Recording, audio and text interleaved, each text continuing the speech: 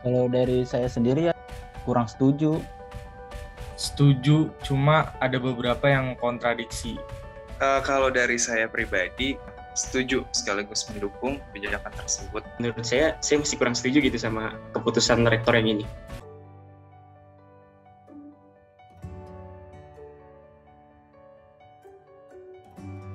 Kalau dari saya sendiri ya kurang setuju. Setuju, cuma ada beberapa yang kontradiksi.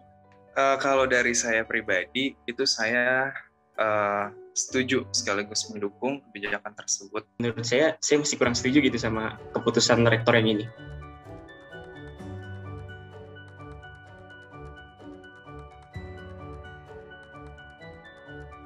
Kan kalau dari prodi saya ya teknik industri itu kan untuk mata kuliah tatap muka terbatas itu hanya baru satu mata kuliah yaitu praktikum. Jadi untuk saya dan teman-teman mahasiswa lain yang di luar Karawang itu kayak tidak memungkinkan kan, seperti ngekos gitu untuk hanya satu mata kuliah saja, jadi kayak ribet aja gitu, merepotkan.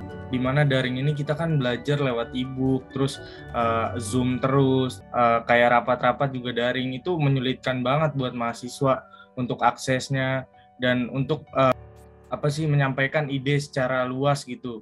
Kalau misalnya daring ini ada hambatan sinyal, terus ada ide yang kita dapat tapi kita tidak bisa langsung menyampaikan gitu.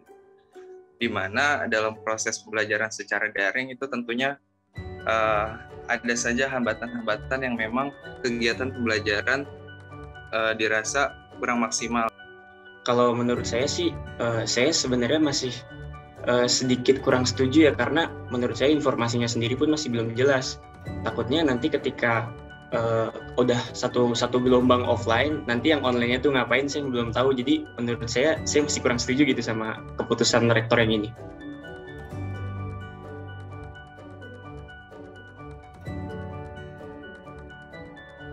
Untuk hal yang pertama kali yang saya ingin lakukan ya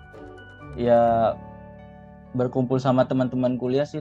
Kan udah lama kan kita udah nggak kumpul, dari Maret 2020 kan cuman bertemu lewat Zoom. Kayaknya pengen gitu ketemu sama teman-teman kuliah langsung kan, ingin melepas rindu gitu. Yang pasti karena saya angkatan 2020 ya, saya belum mencoba belajar secara luring gitu, di mana ketemu dosen secara langsung, bersosialisasi, berinteraksi dengan teman, terus menikmati fasilitas kampus yang pasti. Apalagi kayak rapat-rapat organisasi itu pasti lebih efektif sih. Hal yang pertama akan saya lakukan, saya menggunakan berbagai macam fasilitas yang ada di kampus dengan sebaiknya seperti itu. Hal paling pertama yang saya lakuin kalau luring ya, yang pasti sih ketemu teman-teman sih.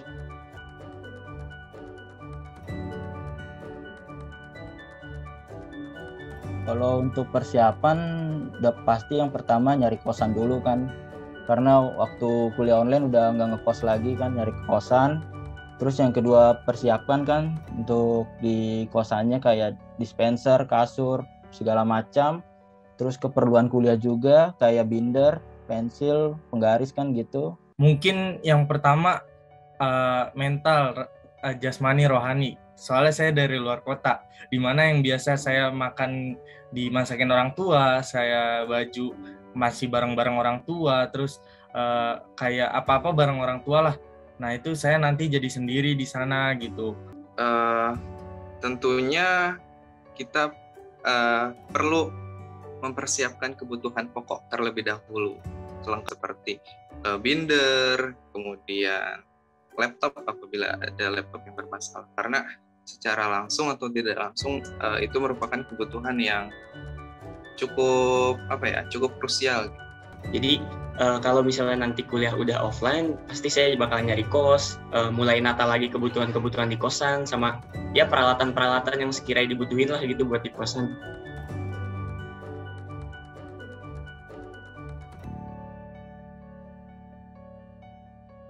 Kalau hal yang dikhawatirkan ya kayak masih ada rasa takut terhadap COVID-19 ini, karena COVID-19 ini belum benar-benar hilang. Sedangkan kan kita kuliah tatap muka kan udah pasti bertemu kan.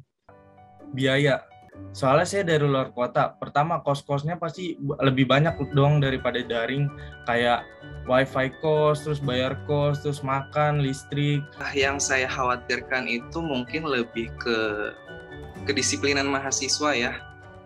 Kita nggak bisa nih menyamaratakan kalau semua mahasiswa itu dapat disiplin, karena pasti ada aja tidak mematuhi protokol kesehatan seperti itu. Jadi sedikit banyak itu dapat berpengaruh terhadap mahasiswa yang patuh protokol kesehatan seperti itu. Hal yang dikhawatirin itu kalau dari saya sih kayaknya bagi waktu sih. Saya kan dibarengin juga ada kegiatan dari luar kampus, ada keorganisasian juga. Jadi kalau misalnya kuliah offline takutnya nanti ngerjain yang di luar kampusnya gimana, terus yang organisasinya barenginnya gimana, paling itu yang pelan-pelan harus beradaptasi lagi sih kalau misalnya kuliah offline.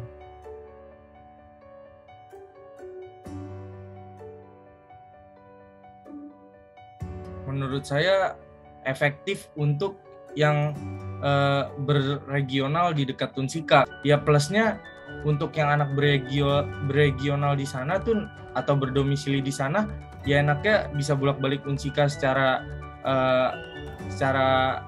mudah gitu. Kebijakan yang akan diterapkan di kampus kita ya, barangkali ini bisa menjadi salah satu solusi alternatif gitu ya, buat mahasiswa lebih maksimal dalam melaksanakan kegiatan pembelajaran di kampus.